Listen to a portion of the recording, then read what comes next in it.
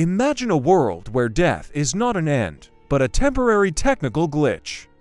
A world where your consciousness could be detached from your failing body and plugged into a machine, keeping you awake, aware, and alive forever. In 1940, while the world was consumed by the flames of World War II, a group of Soviet scientists, led by Sergei Brukhonenko, claimed they had found the key to this godlike power. They didn't just write about it, they filmed it. A severed head, eyes wide open, reacting to the world without a heart beating in its chest. Was this the dawn of a new era for humanity, or a descent into a biological nightmare? Today on Wikivedia Plus, we will uncover the chilling reality of the Soviet Immortality project. Let's dive in.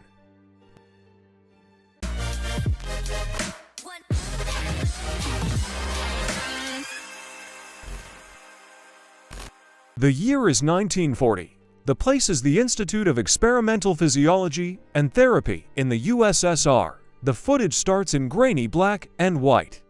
You see a table, a glass jar, and a series of rubber tubes. This isn't a scene from a Frankenstein movie. This is real history. Dr. Sergei Brukhonenko, a man obsessed with the mechanics of life, stands before a crowd of stunned scientists. On the table lies the head of a dog. It is completely detached from its body. But here is the miracle, or the horror. The head is blinking. When the scientists tap the table, the ears twitch. When they shine a light, the pupils contract. When they feed it a piece of cheese, the head attempts to swallow, even though there is no stomach to receive the food. How was this possible? Enter the Autojektor.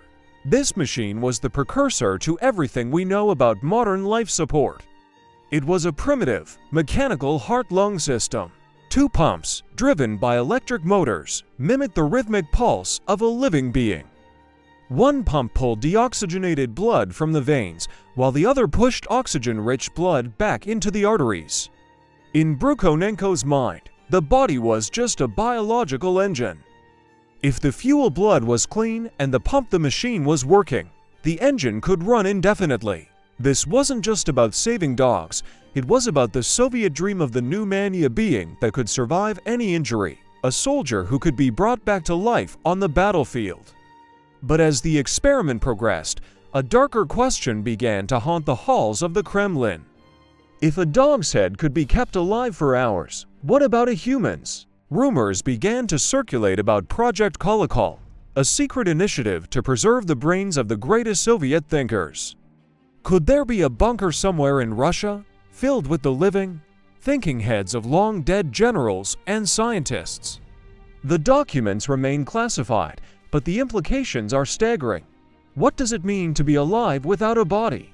Imagine the sensory deprivation. No touch, no movement, no breath, only the constant, mechanical hum of the Autojektor. Is it immortality, or is it a customized version of hell? Brukhonenko's peers were divided. Some saw him as a visionary who paved the way for modern open-heart surgery.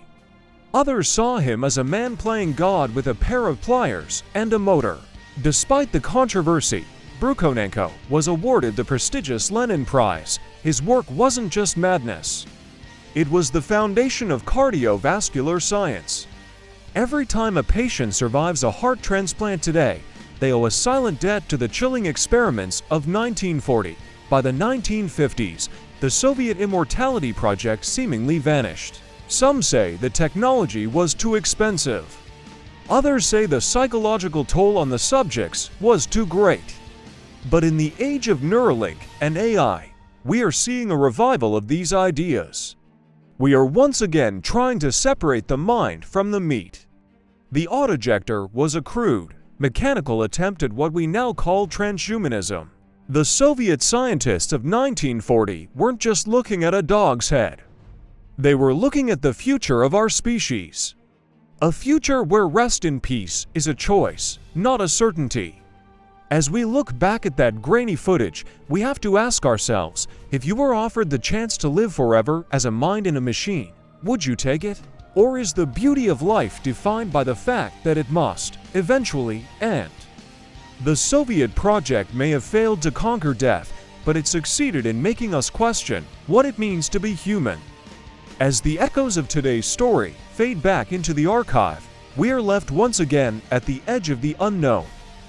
Thank you for journeying with us to the fringes of history and science. If these mysteries resonated with you, we invite you to support the channel by liking this video and subscribing to our growing community of seekers.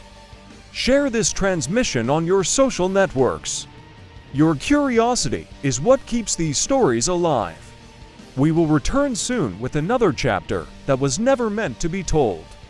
Until our next encounter, stay curious. This is Wikivedia Plus.